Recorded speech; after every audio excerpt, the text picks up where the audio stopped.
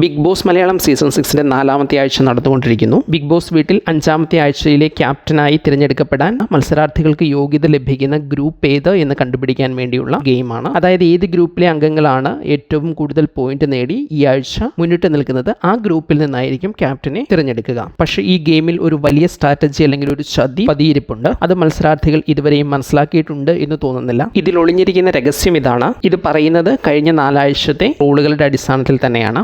ഏറ്റവും കൂടുതൽ പോയിന്റ് നേടുന്ന ടീമിൽ നിന്ന് ഒരംഗത്തെ ക്യാപ്റ്റനായി തീരുമാനിക്കുന്നു. ആ ക്യാപ്റ്റൻ ബിഗ് ബോസ് വീട്ടിൽ പുതിയ ടീമുകളെ തിരിക്കുന്നു. അതിൽ ഒരു ടീമിനെ പവർ ടീമായും തിരഞ്ഞെടുക്കുന്നു. അപ്പോൾ തീർച്ചയായും ആ ക്യാപ്റ്റന്റെ ടീം അംഗങ്ങളെയും അതുപോലെ ജയിക്കാനായി ആ ടീമിനെ ഏതെങ്കിലും തരത്തിൽ സഹായിച്ച മറ്റേതെങ്കിലും അംഗങ്ങളുണ്ടെങ്കിൽ അവരെയും ഒരു ടീമിൽ ഉൾപ്പെടുത്തുകയും അവരെ പവർ ടീമായി ഉയർത്തുകയും ചെയ്യും. അങ്ങനെ സെലക്ട് ചെയ്യുന്ന ടീമിനെ പവർ ടീം അംഗങ്ങളായും ക്യാപ്റ്റനായി തിരഞ്ഞെടുക്കപ്പെടുന്ന ആൾ ക്യാപ്റ്റനായും പവർ ടീമിൽ പ്രവേശിക്കും. പക്ഷേ ആ ആഴ്ചയുടെ അവസാനം പുതിയ ക്യാപ്റ്റൻ വരുമ്പോൾ ക്യാപ്റ്റനായി തിരഞ്ഞെടുക്കപ്പെട്ട മത്സരാർത്ഥി ആരോ അയാൾ പവർ ടീമിന്റെ നിർദ്ദേശപ്രകാരം മറ്റേതെങ്കിലും ഒരു ഗ്രൂപ്പിലേക്ക് പോകേണ്ടി വരും. അതായത് ക്യാപ്റ്റൻ ആയി മാറുന്ന മത്സരാർത്ഥി ആരായാലും അയാൾ പവർ ടീമിന്റെ ഭാഗമായി 4 ആഴ്ച അല്ലെങ്കിൽ ആ ടീമിന് പവർ ടീമിൽ എന്നുവരെ അധികാരമുണ്ടോ അന്നുവരെ ഒരുമിച്ച് നിൽക്കാൻ കഴിയില്ല എന്ന് മാത്രമല്ല, ആദ്യത്തെ ഒരാഴ്ച കഴിയുമ്പോൾ തന്നെ അദ്ദേഹം മറ്റൊരു ഗ്രൂപ്പിൽ ചെന്നപ്പെടുകയും ചെയ്യും. അതായത് ഈ ആഴ്ച ടീമിന് വേണ്ടി കളിച്ച് ജയിച്ച് ടീമിനെ വിജയിപ്പിച്ച് ക്യാപ്റ്റൻ എന്ന നിലയിൽ തങ്ങൾ മുൻപ് ആഗ്രഹിച്ച രീതിയിൽ ഒരു ടീം